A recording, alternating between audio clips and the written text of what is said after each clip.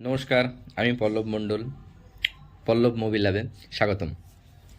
তো চলুন lab test করে নেওয়া যাক। তস্করি ভাই, নীরাজ পান্ডের ডিরেকশন। এর আগে আমরা দেখেছি MS Dhoni untold story, baby, special 26। এই মুভিগুলো আমাদের কেমন লেগেছে? ভালো লেগেছে, তাই না?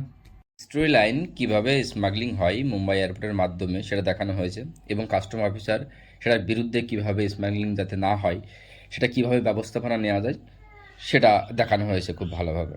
তবে এই ওয়েব সিরিজটা দেখলে কীভাবে স্মাগলিং হয় সেটার কিছুটা ইন্ট্রো তোমরা দেখতে পাবে।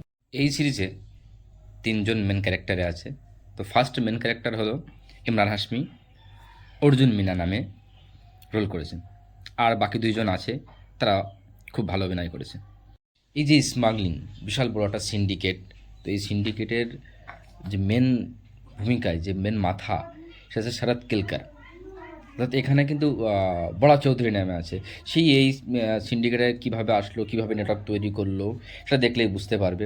এবং আমার মনে হয় খুব আরেকটু বেশি রোলটা পেলে হয়তো বেশি ভালো হতো, আর একটু দেখানো উচিত ছিল। আর সাইড ক্যারেক্টারের কথা কী বল, সবাই ভালো অভিনয় করেছে, বোরিং ফিল হবে না। আর নীরাজ পান্ডে ভাই ছোটো ছোটো বিষয়গুলোকে খুব সুন্দরভাবে উপস্থাপনা করেছে। আর লাস্টে কিন্তু টুইস্ট আছে ভাই রে ভাই, লাস্টে টুইস্ট আছে। দেখুন, বুঝুন। আমার ভিডিওটি যদি ভালো লেগে থাকে তাহলে সাবস্ক্রাইব করুন, লাইক করুন, শেয়ার করুন।